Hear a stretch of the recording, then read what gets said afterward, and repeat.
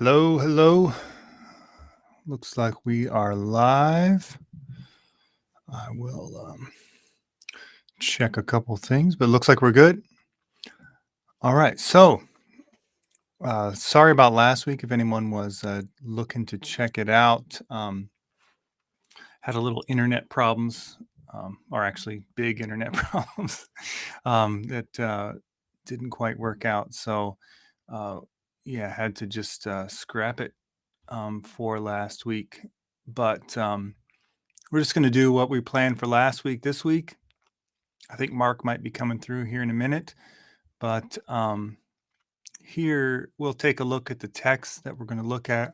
This was the lectionary text for um, just yesterday for many people, so you might have heard it yesterday. Let's see here. Oh, I didn't.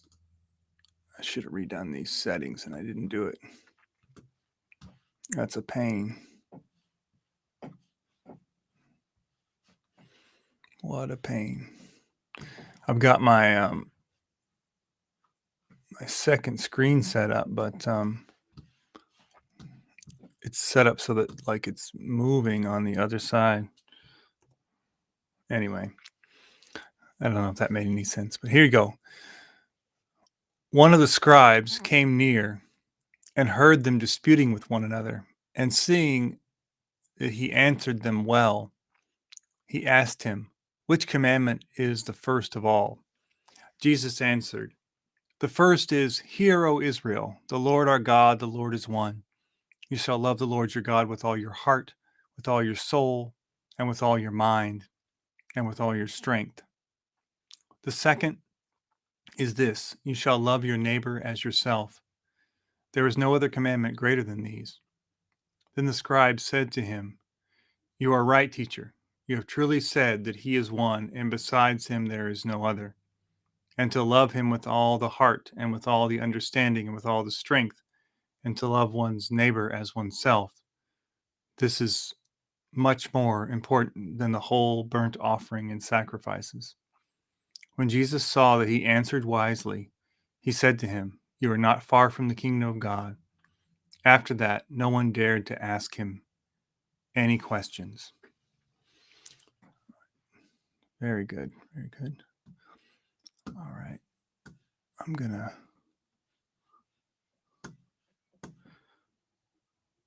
Well, first, I just want to say, in light of kind of what we have looked at throughout this, throughout the last few chapters at least, you can see that one of the things that's interesting here is the way that it mentions that the scribe in the text, it says that he came near, he heard them disputing, and seeing that he answered well, then he decided to talk to him or ask him a question. And you'll know that if you've been following along,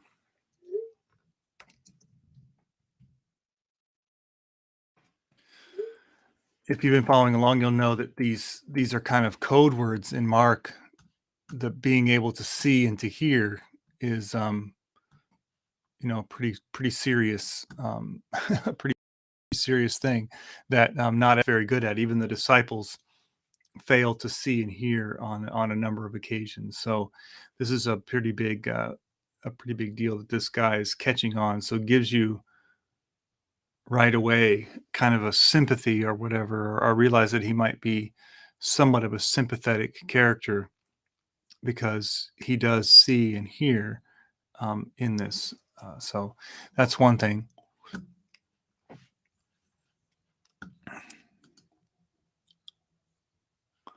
What I want to suggest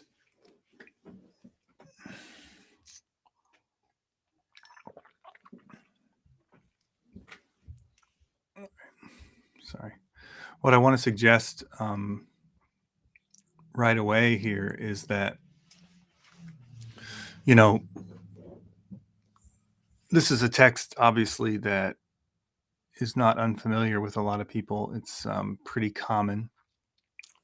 This idea of loving God and loving neighbor will be, repeated in many of the Gospels. It's pretty common, and can get kind of overlooked. And in different scenes, it takes on, different parts of the Gospel takes on different character and different importance. What I think I just want to focus on really quickly and not really move, too much further into it, is to look at the commentary that's given. The commentary that's given by Ched Myers in his book Binding the Strong Man, where he recognizes that the characters presented as in a sympathetic way, but also that there's still some issues that Jesus is trying to address here. So let me pull that back up again.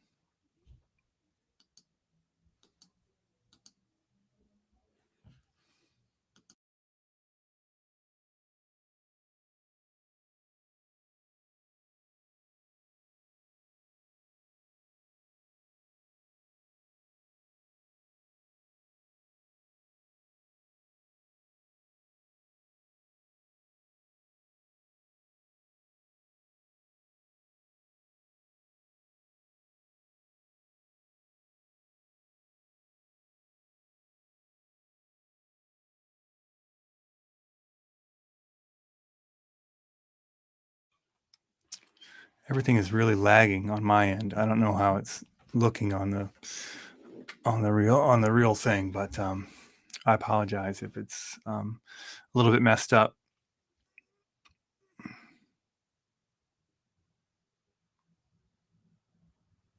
So what Myers talks about is how one thing he talks about is the way that Jesus attaches the note from Leviticus about loving your neighbor as yourself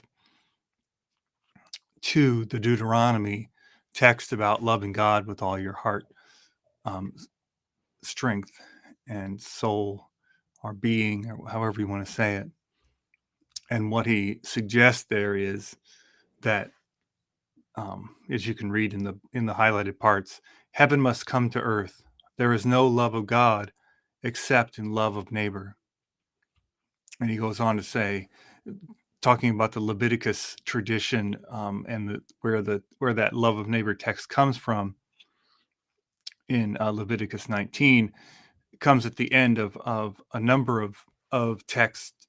As he says, the verse Jesus cites is the culmination to a litany of commands prohibiting the oppression and exploitation of Israel's weak and poor, including leave your field for the sojourner to glean, do not steal, deal falsely, or profane God, do not oppress the neighbor, exploit employees, or discriminate against the disabled, do no injustice or show partiality in judgment or slander or witness against the neighbor. So you can see that by the time we get to this love your neighbor as yourself, it comes in the context of a serious call to end or eliminate, or I guess preempt any oppression or exploitation of the weak or the poor, or any neighbor for that matter. Well, it looks like Mark is here, so let me I'll Hey Mark. Hey Darren, how you doing? I'm doing all right.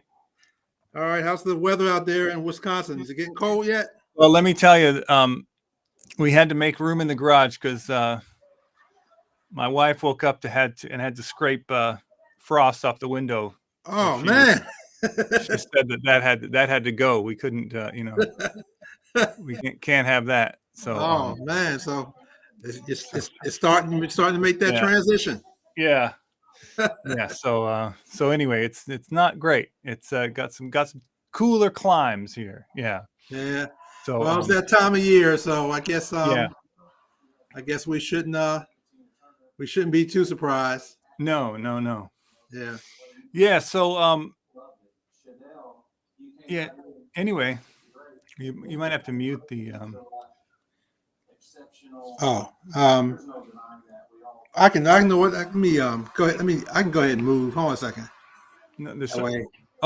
no, yeah, okay. Well, no. Let's go ahead. Let's go ahead and move. Ah. Yeah.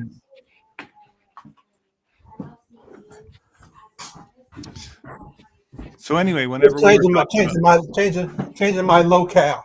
yeah, yeah. So, anyway, so when we were talking about looking at this text, well, probably a couple weeks ago, we started talking about it, but and we had a couple different ideas, but what Mark was insisting on is that we try to try to really bring it down to the concrete. So I thought it was interesting this this angle that that Myers takes on this text, because that's exactly where he takes it. I'm. Is to, Go ahead. You were reading what were you reading from? well, I was reading from the commentary, Finding the Strong Man, Okay. which I think it's upstairs. Otherwise, I'd show it. But anyway, I was reading from that. Let me bring it back up here. So what he's talking about here in this section of that is he's talking about how Jesus adds the love your neighbor to the Deuteronomy text, which, I mean, Okay. these were two texts that both stood in the in the Torah or the five books or whatever, but it was not common to place them together, like Jesus does. It was a bit Okay. of a bit of an innovation, not unheard of to have the two ideas similar, but to summarize everything in this way. Okay. But then he's talking about how if you actually go back and look at the Leviticus text, what all is in there, it comes in the context of, what he says is, well, to go to your point earlier, heaven must come to earth. There is no love of God except in love of neighbor. So that concrete expression. But then he says the verse Jesus cites is the culmination to a litany of commands prohibiting the oppression and exploitation of Israel's weak and poor. Leviticus 19, 9 through 17. And that includes, leaving food to be gleaned, not stealing, dealing falsely, don't oppress the neighbor, exploit employees, so on and so forth. Impartiality in judgment, don't slander witnesses, and that sort of thing. Yeah. So, what Myers is saying, and particularly about this text, is that within the context you have, even just adding the love thy neighbor is a real pushing from just pious expressions or Right. of love, and of course the the scribe gets that to some Mhm. degree in the text by Yep. saying that that this is worth more than all burnt offerings and sacrifices. So he gets that to some degree, saying that kind of quoting that mercy is better than all burnt offerings and Right. sacrifices from Right. Hosea or wherever that's from. So Right. yeah, so I just thought that was, since you pushed us in that direction, I thought it was interesting that's where Myers wanted to go as well. Yeah. Yeah. Yeah. And sees Jesus going. I think what he's saying is this is what he sees Jesus doing in this moment. So Yeah. Yeah. Yeah. Yeah. yeah. You can't have the horizontal about the vertical. Right. Yeah. Exactly. Yeah, Exactly. that's the Yeah. whole point. You can't have the horizontal about the vertical. Yeah. Yeah. Yeah. Um, I guess what after, especially after this past week, what's happened to me personally and what's been going on politically. I think we just need a refresher on that whole on that. Um, I had Yeah. a had an interesting debate on Facebook with uh, this guy. Um, the topic was climate change, Uh-huh. and my whole point is that you can't have the concept of agape love involves sacrifice, Hmm. and that if you're really going to understand the concept of agape love, you have to understand that there's some level of sacrifice, and we were talking about with the issue of climate change that if we're going to have if we're seriously going to attack this issue, Hmm. everybody's got to pitch in and everybody's got to sacrifice, probably some more than others, as you Right. look at different countries and their responsibilities. Right. Um, and where this guy was coming from, he was coming from a totally capitalistic standpoint, Yeah. and he was saying that he's tired of hearing that, and that he actually said that the solution to poverty is capitalism. He Hmm. actually said that. Yeah. Um, and I was saying that, well, that if that we're going to get out of this situation that we're in, that it's going to require radical rethinking about how we do things and how we Right. think. And Right. I guess Right. my whole point is I just don't think that folks really understand that this involves really radical sacrifice. Right. Right. Well, I think, I mean, two things. One thing is that if capitalism is the solution to poverty, how long is it going to take? You know what I mean? Like Yeah, we've had it going on for quite some time now, and it yeah, doesn't seem to be, um, I mean, it's pretty good at impoverishing other people. Um, that's for sure. yeah, And yeah. the other thing I would say is that the problem is, I think, is like, you know, who are we comfortable with making the sacrifice?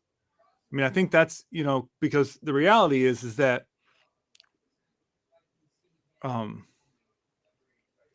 as if things go on as they have been, we're already sacrificing a certain number of people.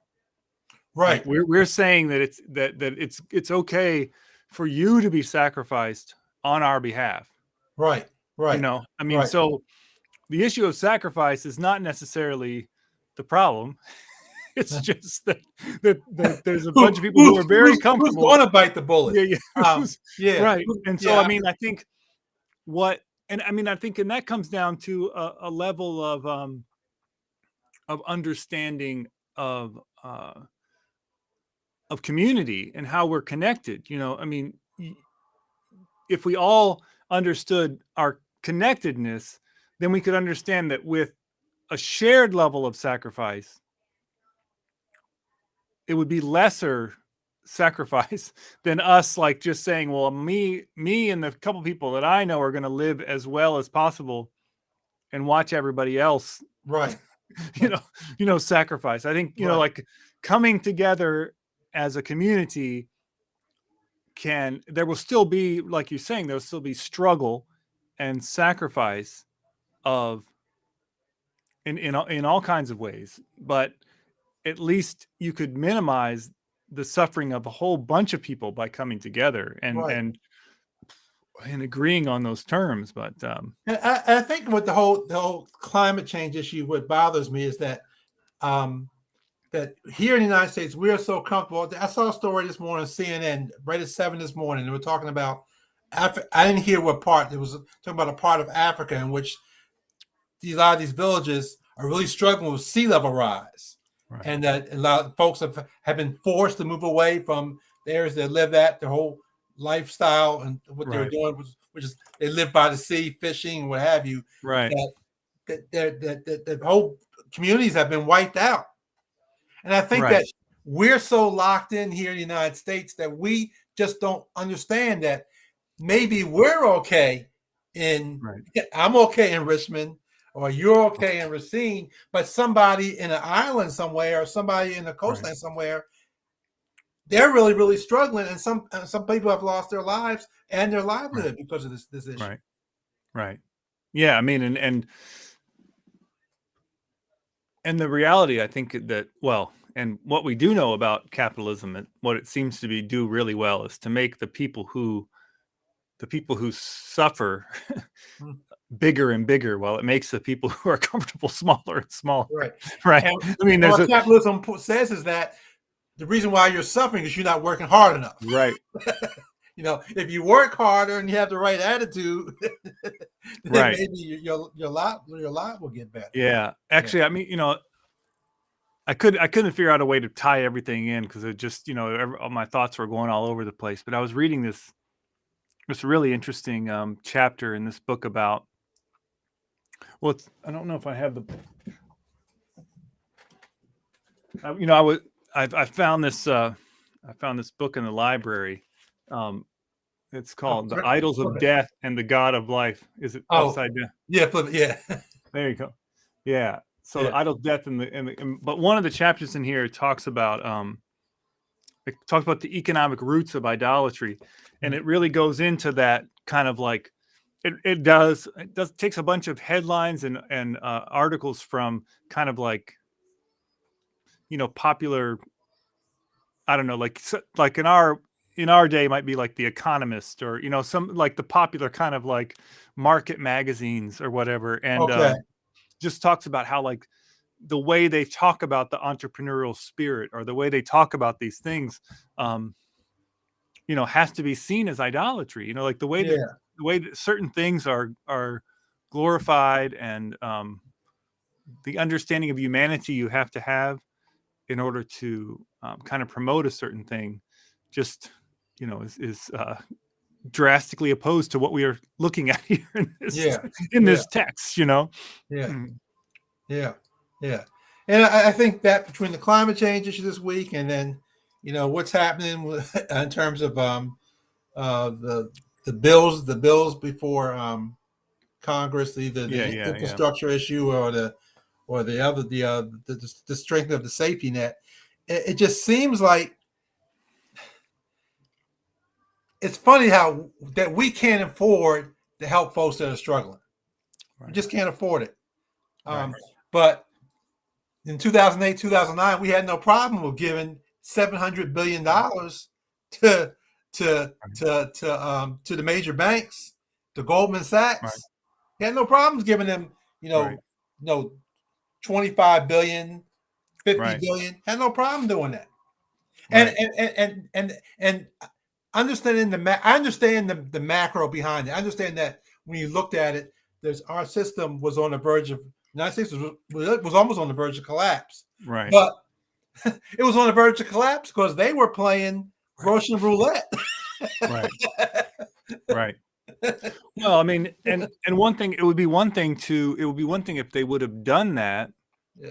And, it led to an increase in lending or an increase in, like targeting programs to help people, with mortgages or what, and all that sort of, like it never did help out the individual even homeowner. Even in the least kind of, the least revolutionary way. Yeah. Even they could have done some good things, but basically, you end up paying CEOs, you end up giving people bonuses, and you give stock buybacks. I mean, that's where most of that money went. It went right back into the financial capital kind of stuff that is killing everybody. I mean, and we the same thing happened with the coronavirus. I mean, like, all that money just ended up staying at the very top, and that's what they're doing with all this stuff. Yeah. I mean, they're saying that if you want to get some, if you all of a sudden said, we want to spend $3 trillion to go to, the three biggest military contractors, that money's going, that's getting approved immediately. Yeah. Jump Street. Yeah. Yeah. Yeah.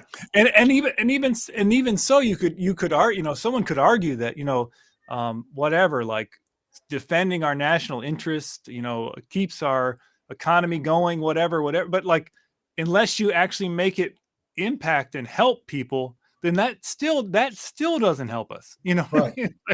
Like if you're trying to like secure the markets and whatever, like if you're not allowing that if all you're doing with that is making it concentrated smaller and smaller in the hands of people who are just getting richer and richer, I mean, that's not eventually, I guess I just think eventually somebody's going to catch on.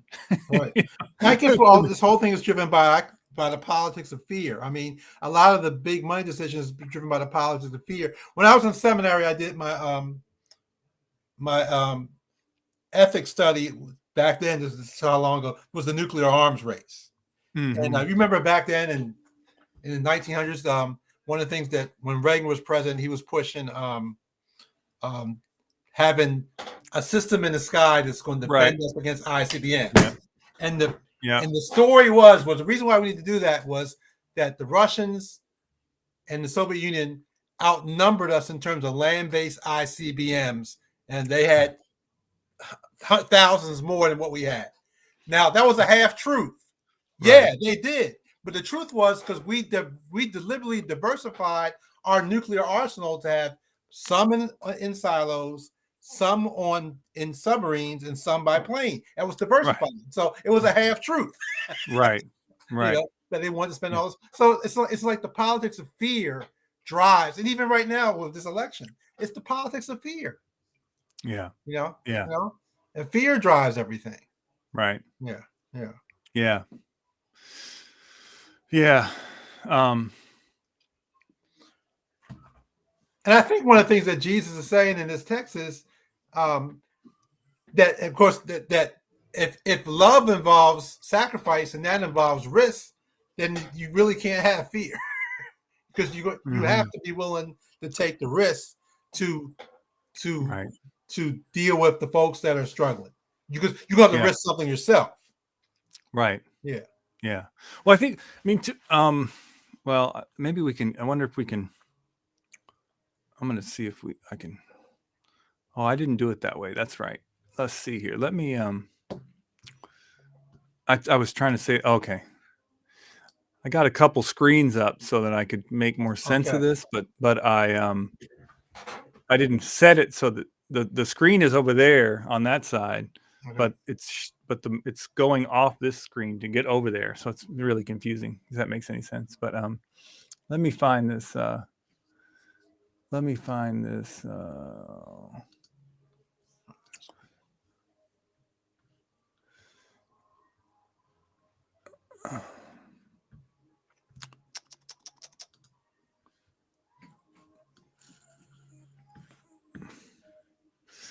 Yeah.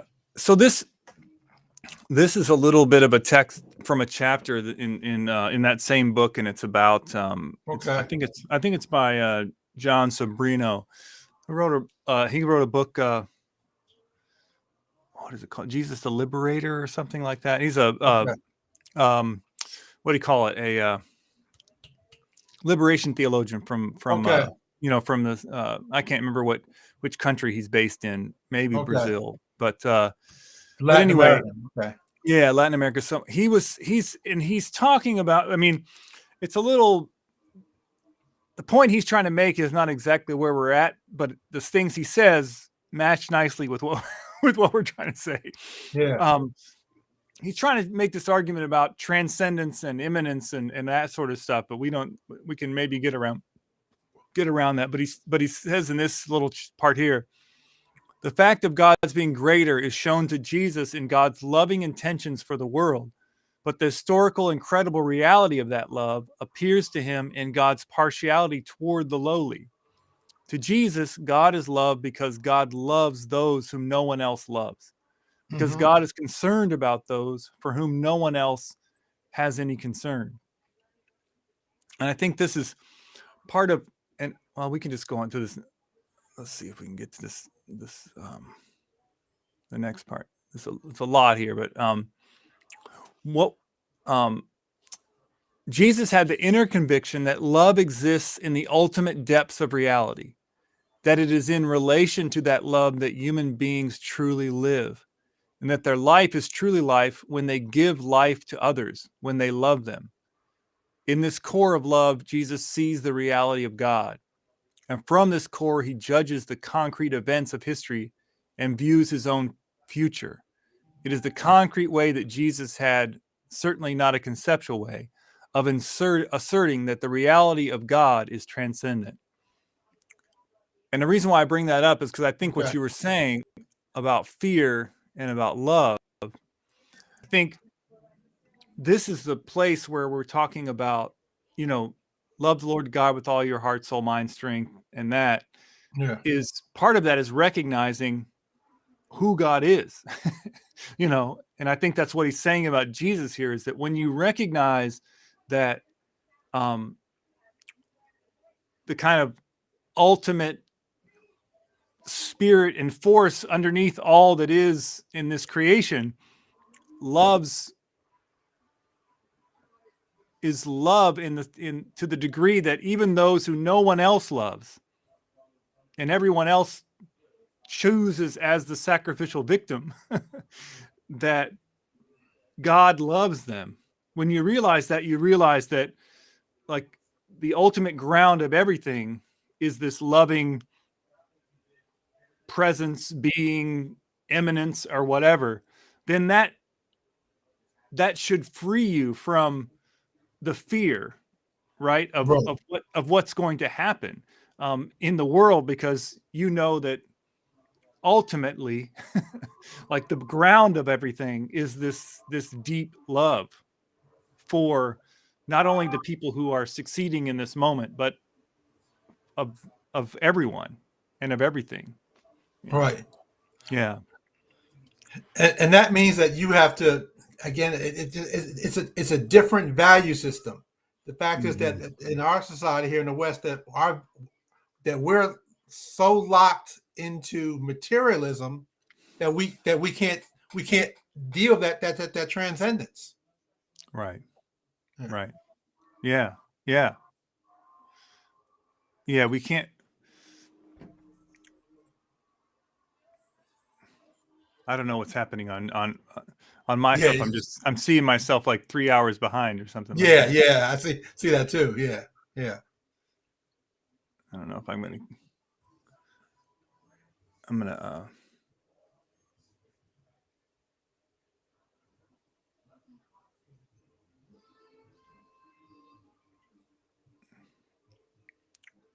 gonna reset this camera. Reset it. Okay.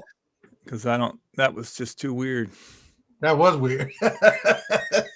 Like you were talking, but I was still making the motions of talking. Yeah. Underneath it all. And of course, I was trying to read.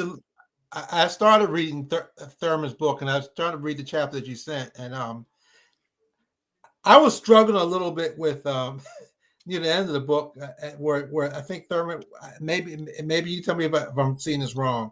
He was saying that both parties, I guess the disinherited and those who are the oppressors, they have to see each other as human beings, as equals, as human beings. Right. I get that part, but near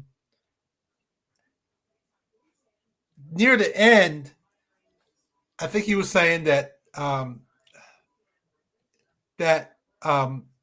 guess they both have to agree that a wrong was done.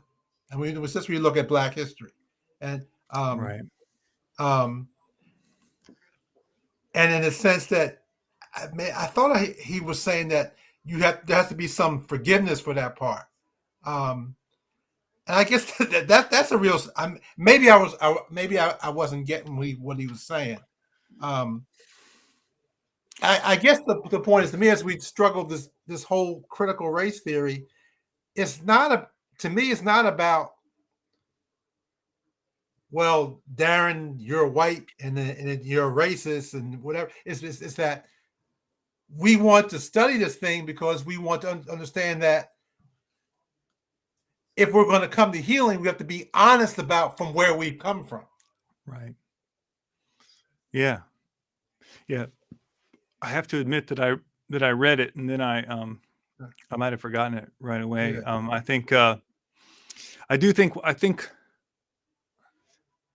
think he was trying to. I think he was working along that kind of like king kind of angle of, this living in untruth and living without facing these things hurts both people. Right. Yeah. Like, and And, so you have to come to this reality, or whatever. Yeah, and and I think, it's interesting because if you, we got this, we got this governor's race here in Virginia, and one of the big pieces, and again, to me, this is all fear driven, is right, education, and and yeah, and McCullough made a little bit of a gaffe when he said that he should explain what he said. He says that he doesn't believe that parents should tell teachers how to teach or whatever how he said it. right, Um, I think it was a gaffe that Young really has exploited. And I don't think McCullough was saying that he doesn't think that parents should be involved in the educational process. I guess he was maybe Mrs. condescending to say that maybe they're the experts and we want your input, but understand that they are the experts and we have to right. give some credence to that. That they're the experts in terms of education. I Yeah, think well, he should have explained himself a little bit more. yeah, But my point is that I think one of the issues they're talking about is that they don't want to have they want to do everything they can to make sure that critical race theory is not part of the educational process.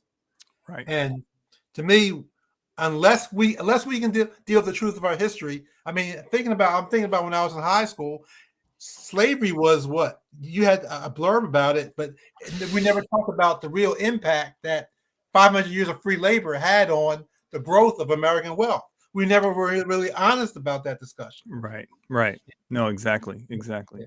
Yeah, yeah, Yeah, no, I hear what you're saying, and that's yeah. and well, I think, and the part of the thing is that you have I'm trying to get And I guess one of the things I seeing Jesus say in this text, you cannot have love without honesty. I think we said that. You can have love about folks being honest with each other, fully honest and open. right. No, exactly. I think you're exact. And I think you're right. And then, I mean, I think the problem you have with all this stuff is that, you know, I mean, like with this governor's race. I mean, you have the one side, um, just basically, you know, trying every dog whistle possible to Yeah, just drum. yeah, I mean, yeah. and it's shocking. I mean, I think the thing about it is that, well, anyway, I won't get too far into that, because, but, but I think on the other side, I mean, McCullough's kind of little comment that you're talking about, I mean, it kind of betrays kind of the whole problem is that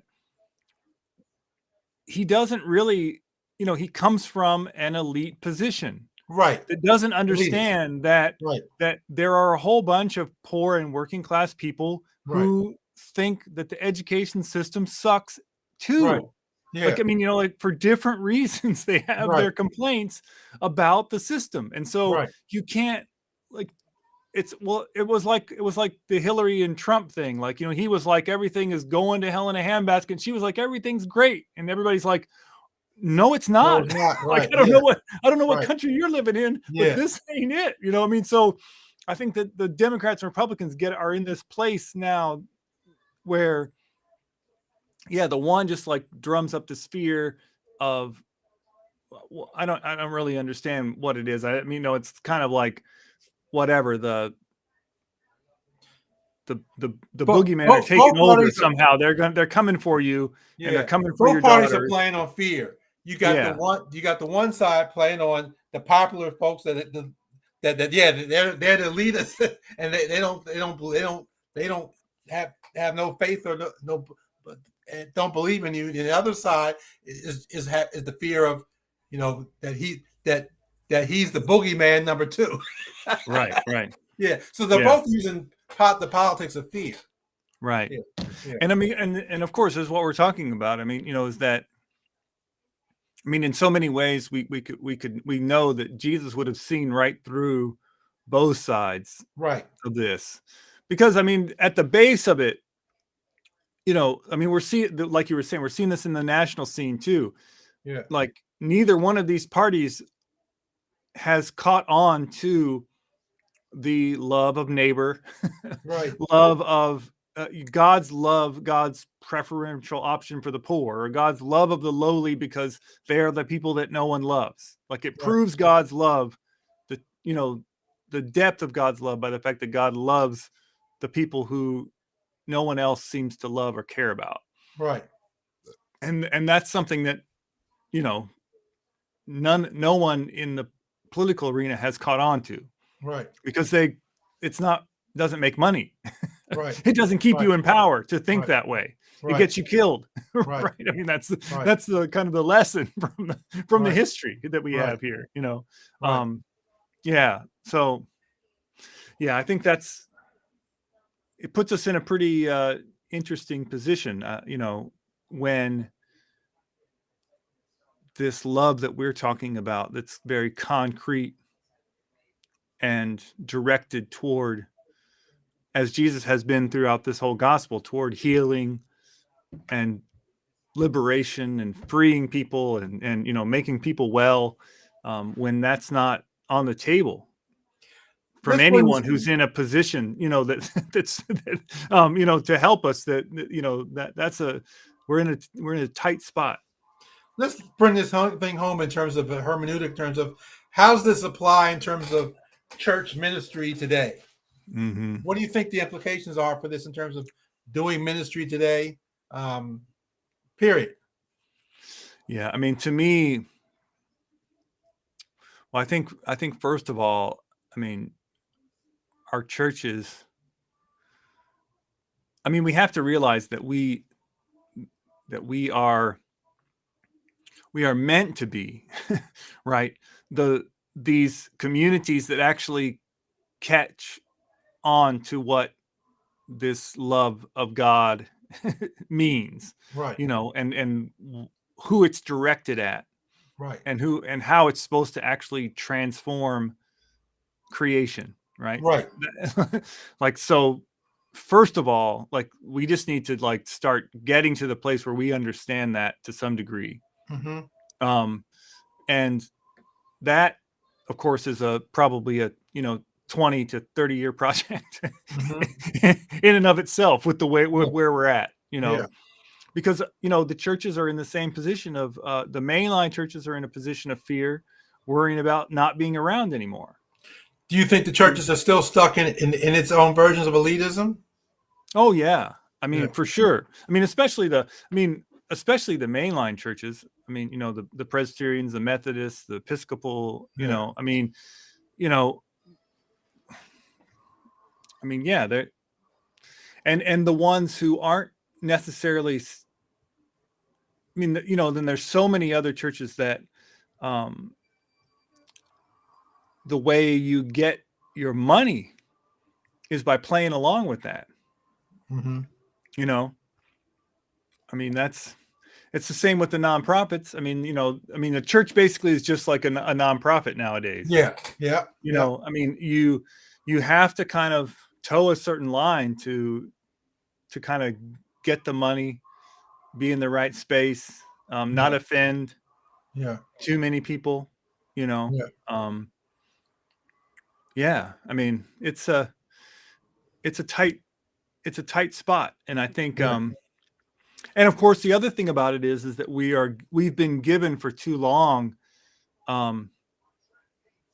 means of acting in the world that are positive, but we don't ever question the real root of what's wrong with we don't question the systems. Yeah.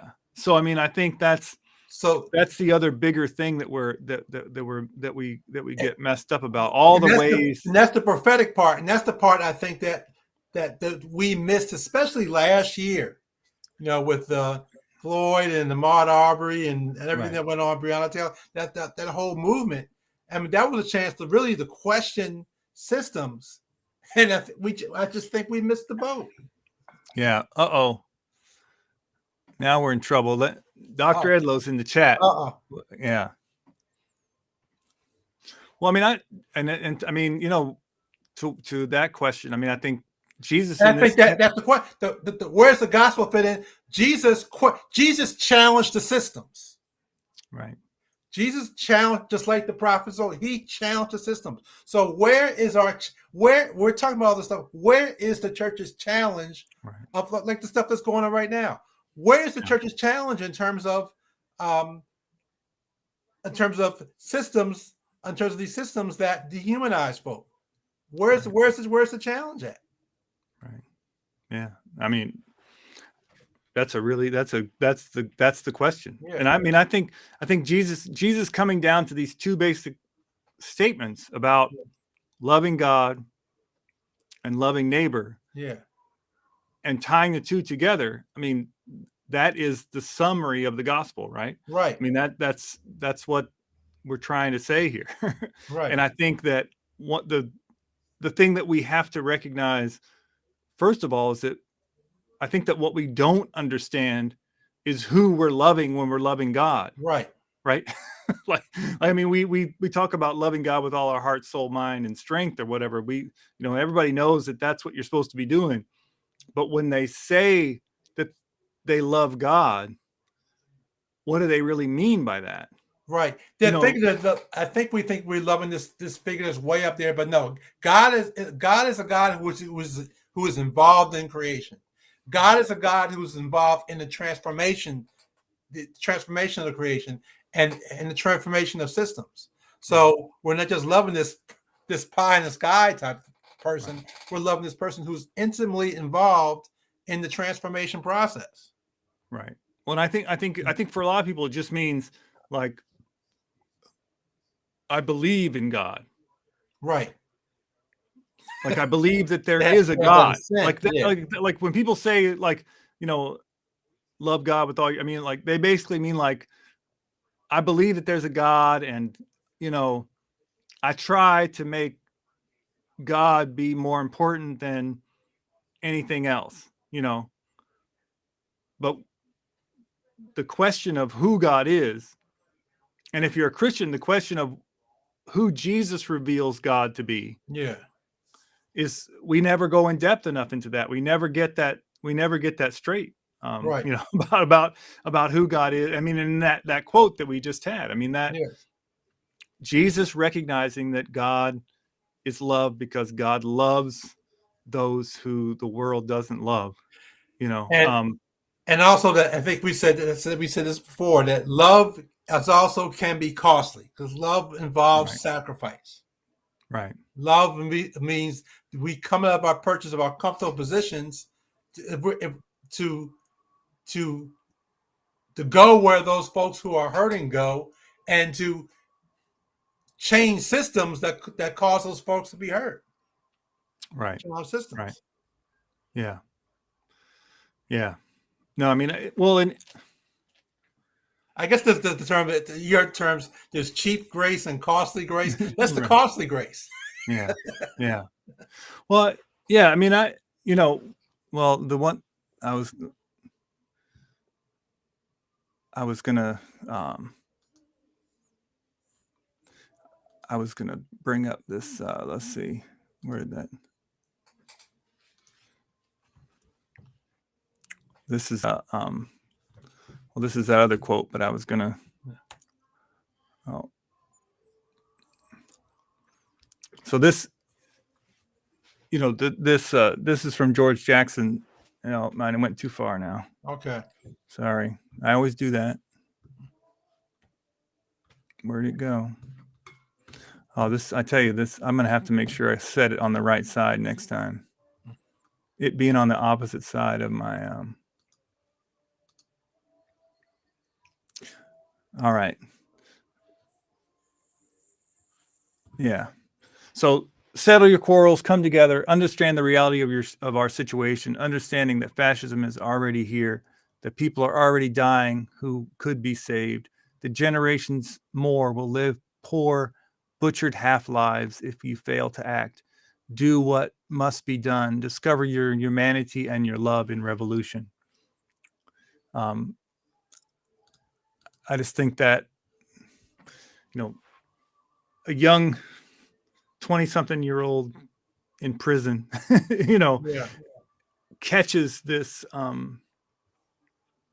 maybe not even a not I mean certainly not even a Christian, catches this idea that we live in a world that if we don't like care and love and act for the people who are being, basically ground down in so many situations. Right.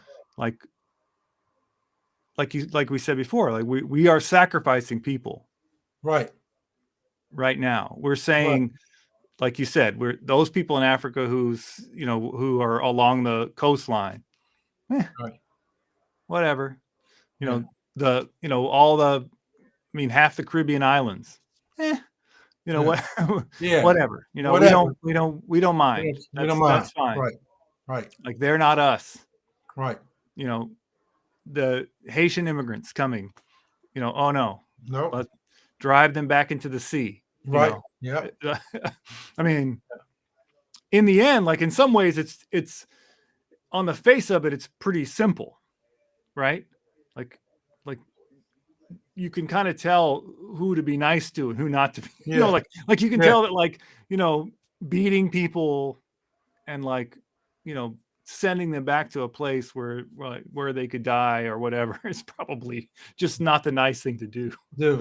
Like, Yeah. but it's a question of when we start rationalizing instead of acting, right? And I think that's, to some degree, that's what is being said in this text as well, is that, okay, you've answered correctly, but if you don't add the love your Add. neighbor Right. part, Yeah. if you don't move to that place Right. where you're, living it, then we're not quite there yet, Yeah. and I think that's part of the other part of this text. I think it's interesting because they bring up that uh, that Jesus adds the term with your whole mind, Right. kind of highlighting this word mind as if, that the guy is kind of only grasping this mentally, but not, Right. not ready to actually, because he doesn't invite him to follow along, Yeah. and he doesn't invite him, and that sort of thing. So there's still Yeah. kind of this, this wall there. Let me, Let me ask you this: do you think that we do that in terms in the church that we need to do some things in terms of our educational approach to get folks to move to that point? I think we need to do something different from an education's perspective in terms of our approach to education, or I mean, well, yeah, well, what's crazy is that in the end, doesn't it just seem like that that part of what we're talking about here is just the very simple understanding of who Jesus is and who he was in the world. And it's weird that we have not that we haven't come to that place yet. Like of all of all the education things that should happen in the Christian church, like coming to see who Jesus was and how Jesus lived his life, yeah, and that was a model for us. If we haven't caught on to that by now, I don't. That's the part that's really frustrating that's for the me. part. I guess I was, me and Leonard was talking about that at STVU they used to have this thing called the plunge, your 1st Mhm. year, in which they Friday night they would give you I don't know how much it was, Right. $5, drop you off in downtown DC, and said pick you up that month and Sunday. You see, Right. it's all right. You survive. They don't do that anymore. But that's an educational approach for you. That shows you real life. Right. Maybe I don't know that we need to have some more praxis in terms of our educational Yeah. approaches in our churches. Yeah. Yeah. Maybe. Yeah. Yeah. Well, obviously, part of this love that Jesus shows again is actually being present Mm-hmm. with people. Being actually present, not spending all of his time in Jerusalem, hanging out, on the couches of the of the chief priests, right? Yeah. Jesus spends time there and actually comes to understand what part of his that's why I like the way that it's phrased in that quote that I read, is that Yeah. it talks about Jesus in this relationship with God recognizing who God, how God, who God is in the fact that, the people who listen to him, the people who have faith and are healed, the people who embrace what's going on are the ones who God is showing this love to, Right. who everyone else is saying, why are you hanging out with these people? Like, Yeah. you need to I mean, let it's to the point where, like churches in the Richmond area still, I think they still do that Caritas thing in the wintertime where they take in homeless. right, Well, that's fine and good, but if you're not challenging the systems that cause folks to be homeless, right, then right. what are you doing? Or Well, if if you're you're not not even understanding the processes that lead to homelessness and right, challenging those processes, then what are you doing? right, right, Yeah. yeah, yeah. Let me just let me throw up this last little bit that kind Okay. of goes along with what we were saying. But he said, he says this far the scribe is willing to go, saying his response to Jesus, and Jesus recognized that he is thoughtful, right? But this adjective from the root mind allows only that the scribe has intellectually grasped what Jesus has said. And then he says, well, the historians of Jesus' declaration of the scribe is not far from the kingdom, doesn't invite him to follow. Not far, once again, implies that orthodoxy is not enough. It Right. must be accompanied by practice of justice to one's neighbor. Practice. Mark appears to reject the possibility of scribal discipleship. Why? Because however aware of biblical imperatives they might be, they are by definition committed to a system that oppresses. Right. To repudiate that system would be to stop being a scribe within it. Right. Now, to go And back to your previous question yeah, yeah, about where the churches are and what we yeah, might need to do and change. I mean, this is something I may have mentioned it before, but I was with my spiritual director and we were talking about vocation and this sort of thing, and I was just saying how, in my role as pastor, the one thing that I don't often see when I'm reading the Bible is necessarily how what I do now fits into any pattern of what they were doing. What the Bible is saying is a role yeah, that people have. Like the way I am called into this profession by people is not necessarily, where is that in the Bible? yeah. Where's my role in the Bible? And she said, well, maybe it's the scribes and the Pharisees. So I mean, that's the tricky part. Let's see. We got Leonard's back with us. Yeah, that's the key. I saw a quote that, in essence, our lack of embracing the life of Jesus has resulted in getting rid of Jesus more effective. Yeah, Yeah, yeah, yeah.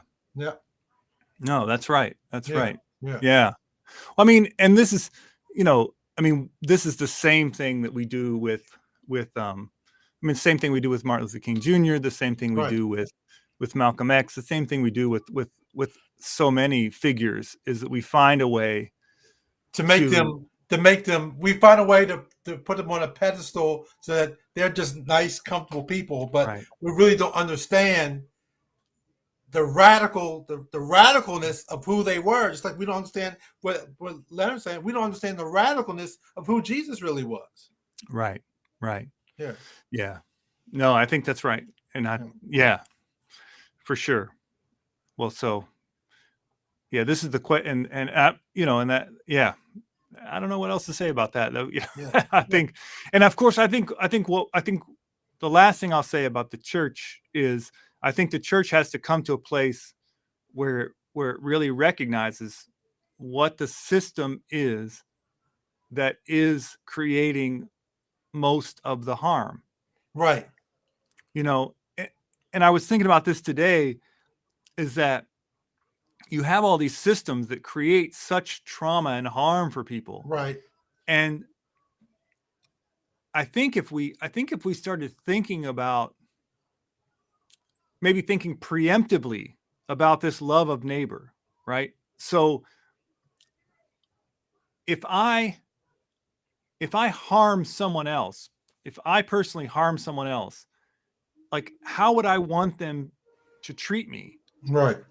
You know, that if we could get to a place where we're all thinking about it that way, Yeah. like, what would we destroy? Like, Yeah. what would we take Yeah. apart? You know what I Yeah. mean? Like, what would we take? What would we dismantle? Yeah. Yeah. Uh, Yeah. yeah, Yeah. no, That's it. exactly. Yeah. That's it. That's it. And he Yeah. brought it back to Thurman, so we Yeah. might have to end there because that's Yeah. Yeah. that's what we talked about we Yeah. were going to do. Yeah. Yeah. Yeah. Well, we're gonna have to get Leonard back on again sometime. Yeah. Yeah. For sure. For Okay. sure. Yeah. Get Leonard back on, and Marcy said that she just needs a couple more weeks of So what she's of doing. hiatus, Okay. and she Yeah. might she could Okay. get back with. Yeah. Yeah. Yeah. No, but that's right. That's Yeah. and so yeah, I mean, and I, that's the hard part, because I know that I've been preaching